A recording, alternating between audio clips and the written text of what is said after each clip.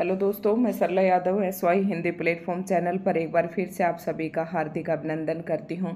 और आज की इस वीडियो में सबसे पहले तो मैं आपको ये प्रश्न दिखाऊंगी कि UGC नेट में कौन सा प्रश्न आया था, और उसके बाद फिर हम आज मोचीराम कविता पढ़ेंगे और मोचीराम कविता की व्याख्या पढ़ेंगे। क्योंकि अभी आपको पता है कि आपका UGC नेट का पेपर कैंसिल हो चुका है, लेकिन आने वाले समय में आपका UGC नेट का पेपर होगा। तो आपके सिलेबस में धूमिल जी की कुछ कविताएं दी गई हैं आपके सिलेबस में, जैसे नक्सलवाड़ी है, रोटी और संसद, मोचीराम, अकाल और दर्शन। तो ये कविताएं खुले तौर पर यूनिट नंबर 5 के अंदर सिलेबस के अंतर्गत मेंशन है ये।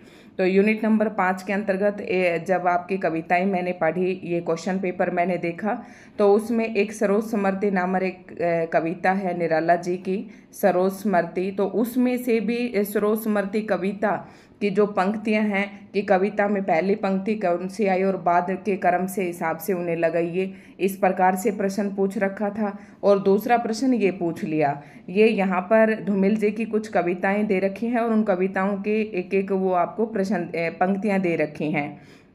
जैसे मेरे लिए हर आदमी एक जोड़ी जूता है, तो ये मोचीराम कविता में से ये पंक्ति ली गई है। मेरे देश की संसद मौन है, तो ये रोटी और संसद कविता में से ली गई है। ठीक है, तो कुछ ऐसी ये पंक्तियां हैं।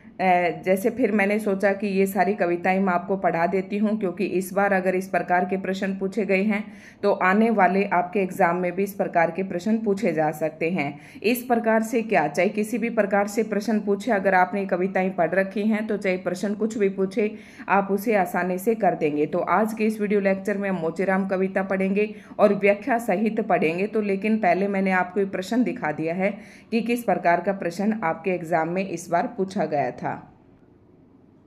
तो ये मोचीराम कविता की व्याख्या, भावार्थ और अर्थ के साथ हम मोचीराम की कविता पढ़ेंगे और उसके बाद फिर हम इसकी व्याख्या भी देखेंगे।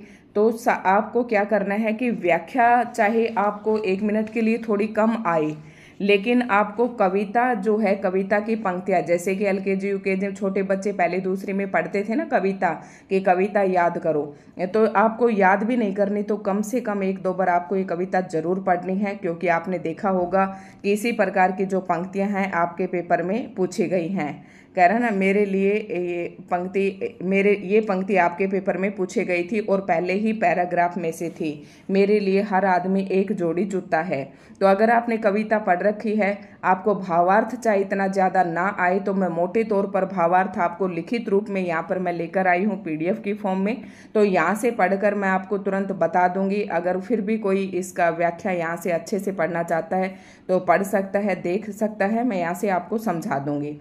ठीक है, उसके बाद कविता जो है आपको 2-3 बार ढंग से पढ़नी है, ताकि ये पंक्तियां आप इस तरीके की मैच करने में गलती ना करें। तो शुरुआत करते हैं मोचीराम कविता। और मोचीराम जो कविता है ये धूमिल जी ने लिखी है, धूमिल जी द्वारा प्रकाशित कविता है। और आपकी धूमिल जी की एक कविता नहीं, 3-4 कविताएं आपके सिलेबस में दी गई हैं, वो मैंने अभी आपको बताई। ठीक है, पढ़ते हैं मोचीराम कविता। तो रापी से उठी हुई आंखों ने मुझे, रापी होती है एक औजार होता है जिस पर रख कर, कुछ ऐसा सा एक औजार होता है जिस पर यहाँ पर रख कर उन चप्पलों को ठोकते हैं, कील टाके जो भी मारते हैं चप्पलों को। तो कह रहा, रापी से उठी आंखों ने मुझे क्षण भर टटोला और फिर रापी से उठी आंखों ने मुझे क्षण भर टटोला और फिर जैसे पतियाए हुए स्वर में वह हंसते हुए बोला, बाबूजी सच कहूँ मेरी निगाह में न कोई छोटा है न कोई बड़ा है, मेरे लिए हर एक आदमी एक जोड़ी जूता है जो मेरे सामने मरम्मत के लिए खड़ा है। तो ये पंक्तियां तो आपको देखते ही पता चल रहा है। तो यहाँ से मैं इसकी आपको व्याख्या बता देती हूँ। और आप चाहते हैं कि मैं वहीं पर व्याख्या बताऊँ, लेकिन मैं नहीं चाहती कि कोई किसी भी प्रकार का कोई अक्षर आपके लिए छूटे।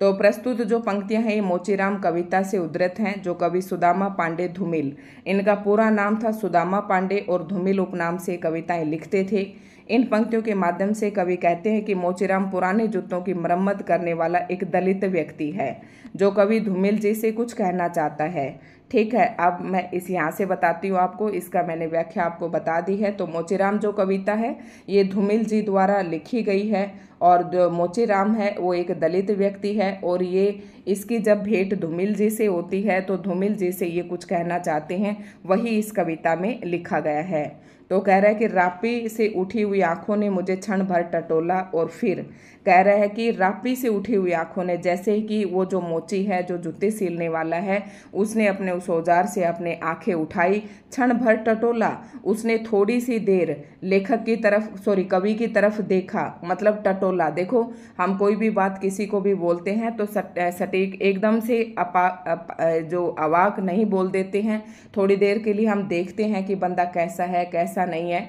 तो उसने भी क्या हुआ, अपनी आंखें उस औजार से उठाई, थोड़ी देर के लिए धूमिल जी की तरफ देखे और फिर पतियाए हुए स्वर में बोले, और वह हंसते हुए बोला, ठीक है, हंसते हुए उसने कहा, बाबूजी सच कहूँ मेरी निगाह में न कोई छोटा है। अब उस दलित व्यक्ति जो अपने टाँके मार रहा है, जो अपने जूते सील रहा है, तो वो कहता है कि मेरी निगाह में न कोई आदमी, मेरे पास कह रहा है कि जूते ठीक करवाने के लिए बड़े आदमी भी आते हैं और छोटे आदमी भी आते हैं, तो न कोई छोटा है न कोई बड़ा है, लेकिन जो मेरे सामने खड़ा है मेरे लिए हर आदमी एक जोड़ी जूता है और मुझे उनके जूते ठीक करने हैं, जो मेरे सामने मरम्मत के लिए खड़ा है। कह रहा है कि मेरे लिए न कोई आदमी छोटा है न कोई आदमी बड़ा है, सिर्फ मेरे लिए हर आदमी एक जोड़ी जूता है जो मेरे सामने अपने जूते ठीक करवाने के लिए खड़ा है। तो ये इस पंक्ति का भावार्थ था और यहाँ पर ये लिखा हुआ है, ठीक है, आप इसे भी पढ़ सकते हैं, ठीक है।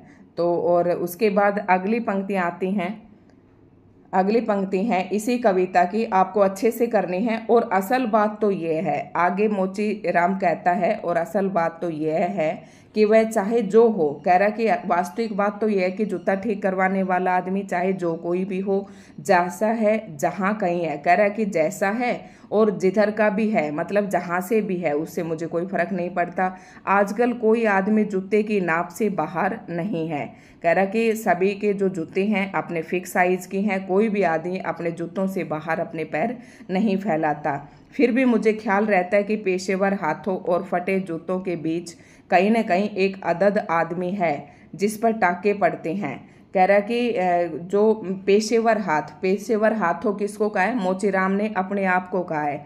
कह रहा कि जो मेरे पेशेवर हाथ और जो फटे हुए जूते हैं उनको जब वह सीलता है कहीं ना कहीं, तो उसके बीच में एक अदद आदमी है, फिर वो आदमी चाहे छोटा हो चाहे कोई बड़ा हो, और कह रहा कि एक अदद आदमी है जिस पर टाके पड़ने हैं। अब देखो जिसका जूता टूटा हुआ है वह, उसको कहा है एक अदद आदमी, ठीक है। कह रहा कि उसी पर टाके पड़ने हैं, मुझे उसके जूते सीलने हैं, जो जूते से झांकती हुई अंगुली की चोट छाती पर हथौड़े की तरह सहता है। कह रहा कि पेशेवर हाथ यानी कि मोचीराम के हाथ जो हैं और जो उसके फटे हुए जूते हैं, इन दोनों के बीच में एक आदमी है जिस पर टाँके पड़ते हैं, अर्थात जिसको सीला जाता है, जो जूते से झांकती हुई उंगली की चोट छाती पर हथौड़ी की तरह सहन करता है, ठीक है। ये मोचीराम जी यहाँ पर कहते हैं, मैं एक बार आपको पढ़कर ये बता देती हूँ। तो इन पंक्तियों के माध्यम से कवि कहते हैं कि मोचीराम अपने मन की बात बताते हुए कहता है कि असल बात यह है कि वह चाहे जो भी है, जहाँ है वह वही है, उसमें कोई परिवर्तन नहीं है, वह जिस हालात में रहता है उसी में वह जिंदा है, ठीक है। और जूते का जितना साइज है वह उतना ही रहेगा, वही उसकी सीमा है। मुझे मालूम है, ये बात हमेशा ध्यान में रखता हूँ कि मैं एक पेशेवर पुराने जूतों की मरम्मत करने वाला मोची हूँ। मुझे पता है कि एक पेशेवर हाथों और फटे हुए जूतों के बीच कोई आदमी है जिसे जूतों में लगने वाले टाँके की चोट पड़ती है, जो जूतों से निकलकर उंगली को जोर से लगती है। उंगलियों को ये चोट हथौड़े की मार की तरह लगती है, लेकिन उसे सहना पड़ता है। तो यही पंक्तियां मैंने आपको इसका सरलार्थ बताया है। उसके बाद हम पढ़ते हैं अगली पंक्ति। इसी कविता की अगली पंक्ति में धूमिल जी लिखते हैं, यहाँ तरह तरह के जूते आते हैं। धूमिल जी कहते हैं, मोचीराम कविता में लिखते हैं कि मोचीराम कहता है, धूमिल जी बता रहे हैं ये बातें कि मोचीराम कहता है कि यहाँ तरह तरह के जूते आते हैं। मोचीराम के पास तो ठीक करवाने के लिए अलग अलग प्रकार के जूते आते हैं, और आदमी की अलग अलग नवैयत नीयत, मतलब नीयत बतलाते हैं, उसकी औकात बतलाते हैं। उन जूतों से पता चल जाता है कि उस आदमी की औकात कैसी है, ठीक है। सबकी अपनी अपनी शक्ल है। कह रहा है कि मेरे पास अलग अलग तरीके के लोग आते हैं जूते ठीक करवाने के लिए, सबकी अलग अलग है, अलग अलग शक्ल है, सबकी अपनी अपनी शैली है, मतलब उनका अपने अपना पहनावा, अपना अपना ढंग, बोलने का ढंग सबका अलग अलग है। मसलन एक जूता है, जूता क्या है, चकतियों की थैली है, इसे एक चेहरा पहनता है जिसे चेचक ने चुग लिया है। क्या कह रहा है कि मसलन एक जूता है, कह रहा है कि सब लोग मेरे पास अलग अलग तरीके के आते हैं, लेकिन मेरे पास तो मसलन वह एक जूता ही है। और वह जूता भी क्या है, जूता क्या है, चकतियों की थैली है। इसका मतलब मोचीराम कहता है कि ये जूता नहीं है, ये जूता है चकतियों की थैली है। मतलब उसके ऊपर तरह तरह के अलग अलग इतने प्रकार के टाके लग चुके हैं कि पता नहीं चलता कि जूते कहाँ हैं, सारे टाके ही टाके दिखाई देते हैं। इसे एक चेहरा पहनता है। अब मोचीराम कहता है कि उसका भावार्थ समझने की कोशिश कीजिए, कि कह रहा है कि एक ऐसा जूता भी आता है जैसे कि चकतियों की थैली हो, चकते चकते धब्बे धब्बे टाकों के धब्बे उस पर लग जाते हैं, फिर भी इसे एक चेहरा पहनता है जिसे चेचक ने चुग लिया है। मतलब वो एक गरीब आदमी है, लेकिन फिर भी उसे वह पहनता है। उस पर उम्मीद को तरह देती हुई हंसी है। और फिर मोचीराम कहता है कि वह आदमी जो है, गरीब आदमी जिसके जूते जो है उसके ऊपर टाकों के चकते चकते दिखाई देते हैं, मतलब वो इस कदर टूटा हुआ जूता है कि वो पहनने लायक नहीं है, लेकिन उस पर उम्मीद की तरह देती हुई हंसी। वो जूता ठीक करवाने वाला जो आदमी है इस उम्मीद में हंसता है कि उसे भी कभी नए जूते पहनने को मिलेंगे। जैसे टेलीफोन के खंभे पर कोई पतंग फंसी है और खड़खड़ा रही है। तो यहाँ पर मोचीराम कहता है कि जो जूता ठीक करवाने के लिए आदमी आया है, जिसके जूते चकतियों की थैलियों की तरह हो रखा है टाके लगा लगा कर, लेकिन फिर भी गरीब आदमी जो है कभी भी अपनी हिम्मत नहीं हारता है।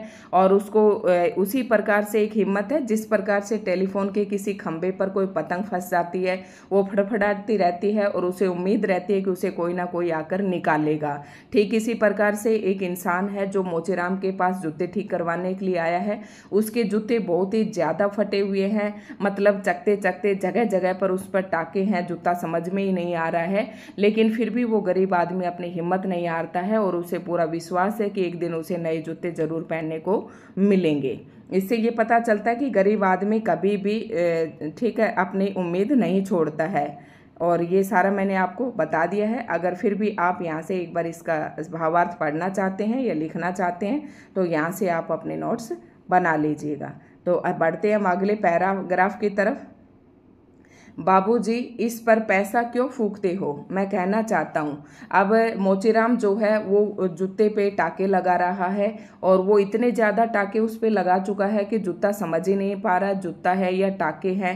तो मोचीराम उससे कहता है कि बाबूजी, इस जूते पर आप इतने पैसे मत फूको, मैं कहना चाहता हूँ मगर मेरी आवाज़ लड़खड़ा रही है। मोचीराम कहता है कि मैं उस आदमी को ये कहना चाहता हूँ कि ये जूता बहुत ज़्यादा टूट चुका है, आप इसके ऊपर इतने टाके ना लगवाओ। लेकिन मोचीराम कहता है कि ये बात मैं कह नहीं पाता, मेरी आवाज़ लड़खड़ा जाती है, मैं महसूस करता हूँ भीतर से एक आवाज़ आती है, कैसे आदमी हो, अपनी जाति पर थूकते हो। फिर मोचीराम कहता है कि मैं उसको ये बात कह नहीं पाता हूँ क्योंकि मैं अंदर से महसूस करता हूँ, क्योंकि मैं खुद एक गरीब आदमी हूँ और मेरे भीतर से एक आवाज़ आती है कि कैसे आदमी हो जो अपनी जाति पर ही थूकते हो। मतलब जाति मोचीराम का अपना पेशा है जूते ठीक करना, और फिर अगर वो अपने ऐसा कहता है कि आप नए जूते खरीद लो तो वो अपने जाति पर ही थूक रहा है एक तरीके से।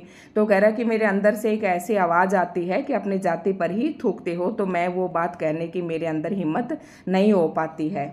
आप यकीन करें उस समय मैं चकतियों की जगह आंखें टाँकता हूँ और पेशे में पड़े हुए आदमी को बड़ी मुश्किल से निभाता हूँ। कह रहा है कि मैं उस पर चकतियों की जगह आंखें टांगता हूँ। मान लो उस जो टाके वो लगा रहा है और पेशे में पड़े हुए उस आदमी से मैं बड़ी मुश्किल से वो फर्ज वहाँ पर निभाता हूँ और उस स्थिति से बाहर निकलता हूँ।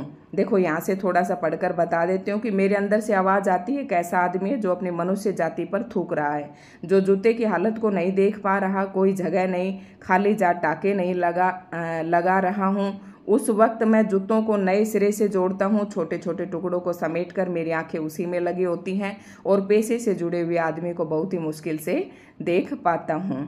ठीक है, अगर भाई उसके पास अगर पैसे होते तो अपने नए जूते पहन ही लेता। आगे है मोचीराम कविता हम पढ़ रहे हैं। तो मोचीराम कविता में अभी 3-4 पैराग्राफ और हैं और ये धूमिल द्वारा रचित कविता है, ये तो आपको पता चल ही गया होगा।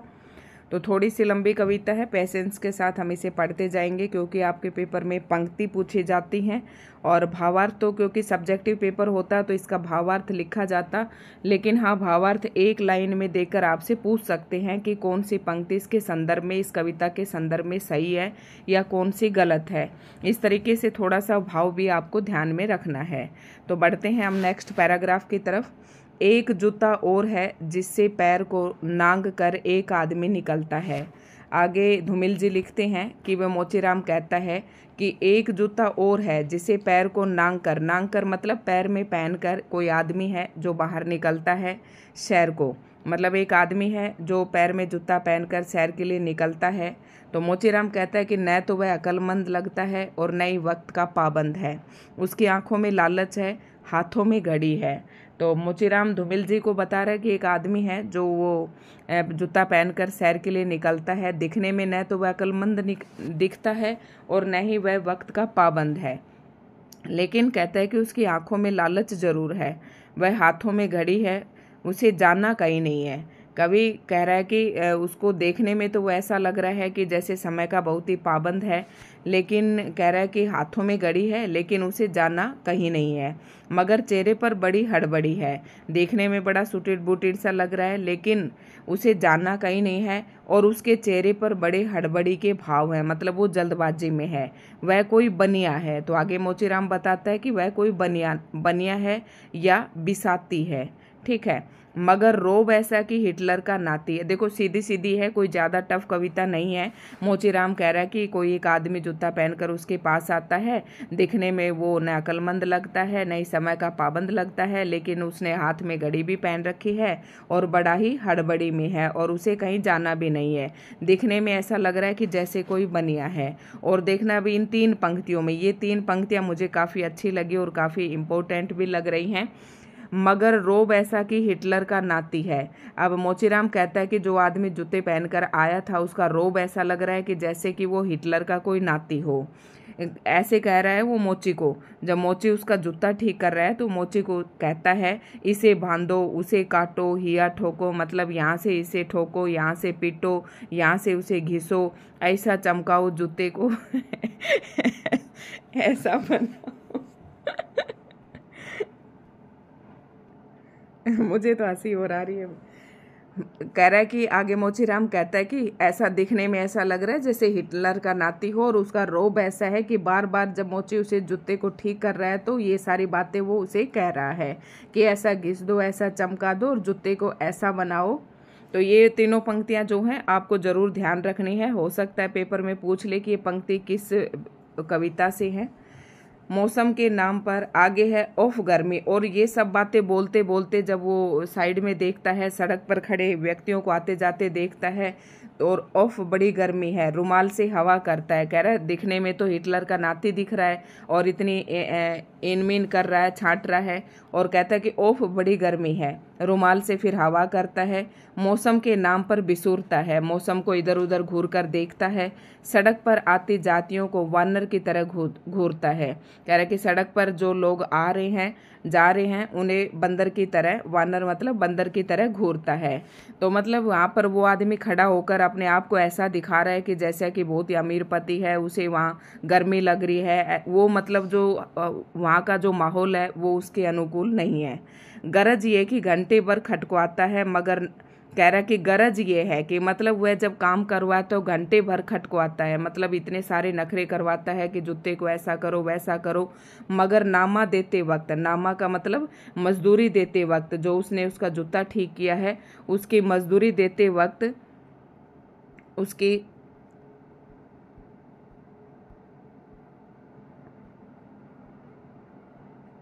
मगर नामा देते वक्त साफ नट जाता है। अब मोचीराम कहता है कि दिखने में तो ऐसा दिख रहा है जैसे हिटलर का नाती हो, लेकिन जब मोची उसका जूता ठीक करके उससे पैसे मांगता है तो वह साफ नट जाता है, मतलब मना कर देता है।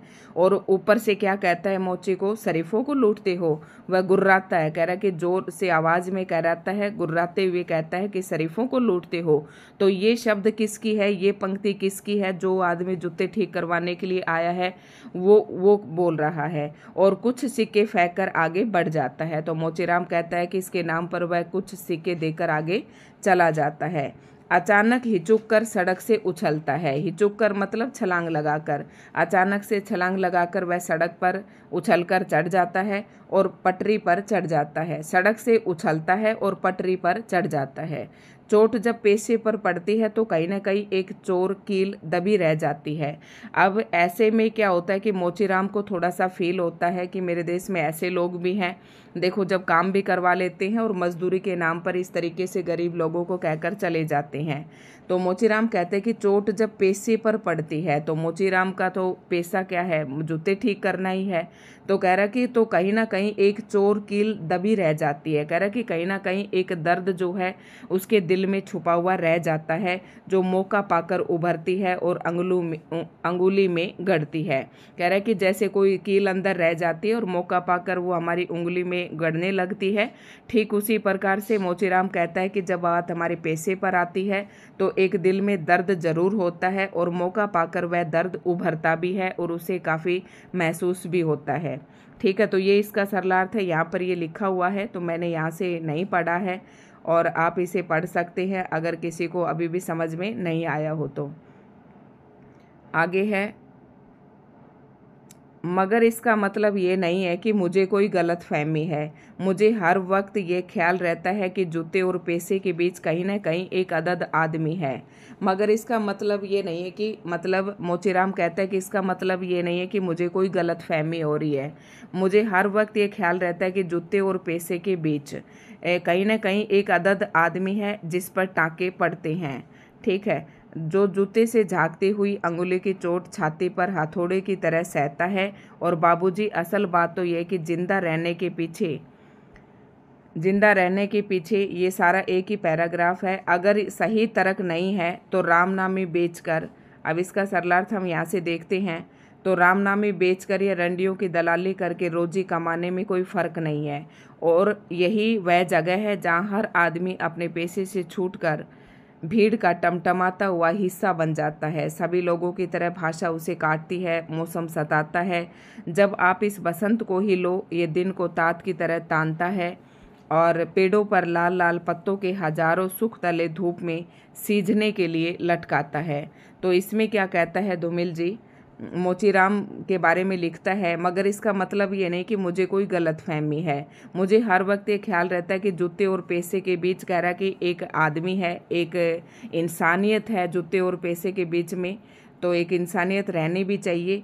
कह रहा है कि जिस पर टाँके पड़ते हैं और जूते से झांकती हुई अंगुलों की चोट जब छाती पर लगती है, मतलब जब मोचीराम क्या करता है, जब जूतों को ठीक करता है तो उसके अंगूठी पर, उसकी उंगलियों पर चोट भी लगती है, लेकिन हथौड़े की तरह सहता है, लेकिन वह उस चोट को चुपचाप सहन कर लेता है। और बाबूजी, असल बात तो यह कि जिंदा रहने के पीछे अगर यही तर्क, कह रहा कि अगर यही तर्क सही है कि आप काम करते रहो और दुनिया का जो दुख दर्द है उसे सहन करते रहो, तो ये तो सही नहीं है। तो ये कह रहे कि मतलब इन पंक्तियों के कहने का भाव ये है कि मेहनत करके और कमा कर खाने में कोई दिक्कत नहीं है। मोचीराम कह रहा है कि तो अगर मेरा ये पेशा सही नहीं है, अगर यही तर्क सही है कि आदमी काम भी करे, चोट भी खाए और फिर उसको मजदूरी भी ना मिले और उस दर्द को वो सहन करता रहे, तो ये तर्क तो सही नहीं है। दूसरा क्या कहता है फिर, तो इससे अच्छा तो हम रामनामी बेचकर, रामनामी मतलब जिस पर राम नाम किसी वस्त्र पर लिखा हुआ होता है और उस वस्त्र को बेचते हैं, या फिर रंडियों की दलाली करके रोटी कमाने में क्या फ़र्क रह जाएगा। मतलब ये कह रहा है, ये उसने तर्क दिए हैं और यही वह जगह है जहाँ हर आदमी कह रहा कि यहीं पर आदमी आकर अपने पैसे से छूट जाता है। मतलब इस आदमी की हरकत से जो मोचीराम है वो परेशान है, उसके पेशे पर प्रश्न उठाता है और कह रहा है कि इस तरीके की जब हरकत होती है तभी आदमी अपने पैसे से छूटकर क्या हो जाता है, भीड़ का टमटमाता हुआ हिस्सा बन जाता है। वो आम लोगों की भीड़ में जाकर शामिल हो जाता है, सभी लोगों की तरह भाषा उसे काटती है, फिर सभी लोगों की तरह वो उसमें मिल जाता है, घुल जाता है, भाषा उसे काटती है, मौसम उसे सताता है। ठीक है, अब आप इस बसंत को ही ले लो। फिर एक उदाहरण बसंत का दे रहे हैं यहाँ पर कि बसंत को देखो, ये दिन को तात की तरह तानता है, मतलब दिन को एक रस्सी की तरह तानता है। और बसंत के अंदर पेड़ों पर लाल लाल पत्तों के जो हजारों मतलब पत्तों के तले जो फूल हैं वो सीजने के लिए लटकते रहते हैं, अर्थात खिलने के लिए लटकते रहते हैं। ऐसी हालत इंसान की हो रही है। ठीक है, अब यहाँ से देखो मैं आपको पूरा अच्छे से पढ़कर बताती हूँ। ये जो पंक्तियाँ हैं मोचीराम कविता से उद्धृत हैं, जो कवि सुदामा पांडे धूमिल जी के द्वारा रचित है। तो ये आपको बस इतना ध्यान रखना है कि इस कविता को लिखा किसने है। इन पंक्तियों के माध्यम से कवि कहते हैं कि उस जूते ठीक करवाने आए इंसान की छोटी सोच से मुझे तकलीफ जरूर हुई है। ठीक है, ये कहना चाहता है कि उस इंसान की सोच बहुत छोटी है, क्योंकि वो उसका मेहनताना देने से भी मना कर देता है। मगर इसका अर्थ ये नहीं है कि मुझे कोई संदेह हुआ हो। कवि कहता है कि मुझे इस बात का एहसास है कि कहीं न कहीं मेरे पैसे और जूते के बीच कोई अंतर है। ठीक है, ये अंतर का कारण आदमी है। कह रहा है कि मेरे पैसे के बीच में अगर कोई अंतर है तो वो अंतर सिर्फ आदमी का है। वह एक छोटा आदमी छोटी हरकत करता है। जूते ठीक करते समय अंगूठे पर हथौड़े की चोट पड़ती है तो उस दर्द को वह दिल में छुपा लेता है। काम करते वक्त दर्द तो होता है पर वह सहन कर लेता है। मोचीराम बता रहा है कि जब हथौड़े की चोट उसके हाथ पर पड़ती है तो वह उसे चुपचाप सहन कर लेता है। मोचीराम कहता है कि बाबूजी सच बात तो ये कि जीवन जीने के पीछे अगर एक अच्छा उद्देश्य नहीं है तो जीवन व्यर्थ है।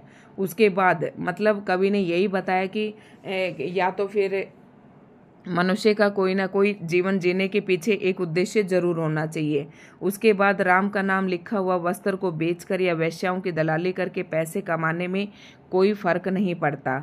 यही वह स्थान है जब मनुष्य अपने पैसे को छोड़कर भीड़ में शामिल हो जाता है। कह रहा है जब ऐसी हरकतें होती हैं तो मनुष्य वह स्थान है या ऐसी सिचुएशन आती है जब मनुष्य अपने व्यवसाय को छोड़कर सभी लोगों की भीड़ में शामिल हो जाता है। तभी उसे लोगों की प्रताड़ना सहनी पड़ती है, लोगों का ताना सुनना पड़ता है। हर मौसम उसे बेचैन करती है। जैसे बसंत के मौसम में दिन सुहाना होता है, एक पतली रस्सी की तरह दिन को तानता है, पेड़ों में लाल लाल लगे हुए पत्ते हजारों फूल धूप में सींचने के लिए लटकते हैं, वैसे ही मनुष्य की हालत होता है, मनुष्य का हालत होता है। ठीक है, तो ये सारा मैंने आपको बता दिया है। अगला पैराग्राफ है, सच कहता हूँ उस समय रापी के मूठ को हाथ में संभालना मुश्किल हो जाता है। आँख कहीं जाती है, हाथ कहीं जाता है। रापी की मूठ मतलब जो उसका जो हथौड़ा है जिससे वह जूते को ठीक करता है। कह रहा कि उसको संभालना मुश्किल हो जाता है। ऐसे में आँख कहीं चली जाती है और हाथ कहीं और चले जाते हैं। मन किसी झुंझलाए हुए बच्चे सा काम पर आने से बार बार इनकार करता है। मोचीराम कहता है कि देश में कुछ ऐसे छोटी हरकतें करने वाले लोग भी हैं जो काम कर लेते हैं और मेहनताना देने से इनकार कर देते हैं, तब मनुष्य को सबसे ज़्यादा गहरी चोट लगती है। और कह रहा है कि जब ऐसी स्थिति उत्पन्न होती है तो काम पर आने से बार बार जो मन है वह भी झुंझलाए हुए बच्चे की तरह मन भी इनकार करता है कि ऐसे काम पर जाने से कोई फायदा नहीं है। लगता है कि चमड़े की शराफत के पीछे कोई जंगल है जो आदमी पर पेड़ से वार करता है। देखो जंगल में ही, जब जंगल में तो होते ही पेड़ हैं, जब पेड़ ही जंगल पर वार करने लग जाएंगे तो फिर जंगल कहाँ बच जाएगा। ठीक उसी प्रकार से मोचीराम कह रहा है कि जब लगता है कि चमड़े की शराफत के पीछे कोई जंगल है। ठीक है, इसी प्रकार से इसने उदाहरण दिया है। और ये चौंकाने की नहीं, सोचने की बात है। मगर जो जिंदगी को किताब से नापता है, जो असलियत और अनुभव के बीच खून के किसी कमजात मौके पर कायर है, वह बड़ी आसानी से कह सकता है कि यार तू मोची नहीं शायर है। देखो इसका मैं बहुत ही अच्छे से आपको, असल में वह दिलचस्प गलतफहमी का शिकार है। तो इसका सरलार्थ ये इस पैराग्राफ का मैंने आपको पूरा बता दिया है। ठीक है, थोड़ा सा इसका मतलब ये है कि इसको एक बार थोड़ा सा और पढ़ लेते हैं। ये जो पंक्तियां हैं मोचीराम कविता से उद्धृत हैं, जो कवि सुदामा पांडे धूमिल जी के द्वारा रचित है। इन पंक्तियों के माध्यम से कवि कहते हैं कि काम को शराफत के साथ करने के बाद यदि तीखी भाषा सुननी पड़े तो मन में दुख होता है। बस इस पैराग्राफ का कहने का भाव ये है कि जब मनुष्य शराफत से अपना काम करता है और जब पैसे देते वक्त वो तीखी भाषा का प्रयोग करते हैं और कुछ ऊपर से सुनाते भी हैं, तब मनुष्य को मन में दुख होता है, मन में बच्चे की तरह झुंझलाहट और चीख होने लगती है। मैं सच कहता हूँ, उस समय जूते की मरम्मत करने वाले औजार के हत्थे को संभालना मुश्किल हो जाता है। हाथ कहीं और जाता है और आंख कहीं और। मन काम पर आने से बार बार मना करता है। लगता है जैसे चमड़े की शराफत के पीछे कोई जंगल है जो आदमी पर पेड़ से वार करता है। तो आगे है, जो यह वह सोचता है कि पेशा एक जाति है और भाषा पर एक आदमी का नहीं किसी जाति का अधिकार है, जबकि असलियत यह है कि आग सबको जलाती है, सच्चाई सबसे होकर गुजरती है। कुछ हैं जिन्हें शब्द मिल चुके हैं, कुछ हैं जो अक्षरों के आगे अंधे हैं। वे हर अन्याय को चुपचाप सहते हैं और पेट की आग से डरते हैं। जबकि मैं जानता हूँ कि इनकार से भरी हुई एक चीख और एक समझदार चुप, दोनों का मतलब एक है। भविष्य गढ़ने में चुप और चीख मतलब दोनों एक अपनी अपनी जगह एक ही किस्म से अपना अपना फर्ज अदा करती हैं। तो इसका सरलार्थ और देख लेते हैं हम, और ये अंतिम पैराग्राफ है इस कविता का, और उसके बाद ये कविता हमारी खत्म हो जाएगी। प्रस्तुत पंक्तियां मोचीराम कविता से उद्धृत हैं, जो कवि सुदामा पांडे धूमिल जी द्वारा रचित है। और इन पंक्तियों के माध्यम से कवि कहते हैं कि अगर वह सोचता है कि पेशा एक जाति है, मतलब वो आदमी सोचता है कि पेशा एक जाति है, कि इसी जाति के लोग इस काम को करेंगे और भाषा पर किसी आदमी का नहीं किसी जाति का अधिकार है, तो ये गलत है। ठीक है, मतलब एक मोचीराम जो है वो भी कविता कर सकता है, एक मोची भी कविता कर सकता है। भाषा पर किसी एक विशेष जाति का अधिकार नहीं है कि केवल बड़े वर्ग के लोग ही कुछ कविताएं कर सकते हैं, कुछ लिख सकते हैं। देखो, लिखने वाला किसी भी पेशे का हो सकता है। तो कवि आगे कहता है कि किसी आदमी का नहीं किसी जाति का अधिकार है, तो वह गलत है। कवि इस विषय में कहते हैं कि वास्तविकता ये है कि आग सभी को जलाती है। कह रहे हैं कि जो आग जीवन की सच्चाई सबसे होकर गुजरती है, आग किसी को भी नहीं छोड़ती है। कुछ लोग हैं जिन्हें शब्दों का ज्ञान हो चुका है, लेकिन कुछ लोग अभी अक्षरों के आगे अंधे बने हुए हैं। अन्याय को चुपचाप सहते हैं क्योंकि वे लोग भूख से डरते हैं। देखो, जो गरीब तबके के लोग हैं और जिनके इस तरीके का जो व्यवसाय करते हैं, वो लोग ये नहीं कि वो अंधे बन रहे हैं या अक्षरों को नहीं जानते हैं या उन्हें किसी प्रकार का ज्ञान नहीं है, लेकिन अगर वो लोग इस अन्याय को चुपचाप सहन कर रहे हैं तो उसके पीछे एक ही कारण है कि उन्हें उसकी पेट की जो भूख है उससे डर लगता है। पेट की आग उन्हें सताती है, क्योंकि हर व्यक्ति को पता है कि अब वो भी उस आदमी के जूते फेंक सकता था जिसने उसको पैसे नहीं दिए थे, लेकिन उसे पता था कि अगर ऐसे मैं करूँगा तो उसकी दुकानदारी भी खराब होगी और आगे पता नहीं और लोग आए भी या नहीं आए, और अगर वो शाम को 2 पैसे कमा कर नहीं लेकर गया तो उसके परिवार का गुजारा कैसे चलेगा। तो कवि कहते हैं कि मैं जानता हूँ इनकार से भरी एक चीख और एक समझदार, कह रहा कि इनकार से इनकार कर देगा तो एक चीख के बराबर है, और एक समझदार चुप का मतलब एक ही है। मतलब चीख चिल्लाकर अगर आप बोलते हो या चुपचाप उस अन्याय को सहन कर लेते हो, तो वो दोनों ही बातें एक जैसी हैं। दोनों ही भविष्य बनाने में अपना अपना फर्ज निभाते हैं। शक्ति दोनों में ही है, दोनों अपना समय समय पर काम करते हैं। तो ये आज की कविता थी, शायद आपको अच्छे से समझ में आ गई होगी, और ये कंप्लीट कविता थी। 1-2 बार आप इसे ध्यान से पढ़ेंगे तो हर पंक्ति का भावार्थ और पंक्तियां भी आपको इसकी याद हो जाएंगी। अगर आप भावार्थ भी ना देखें तो कविता को 1-1, 2-2 बार जरूर पढ़ ले।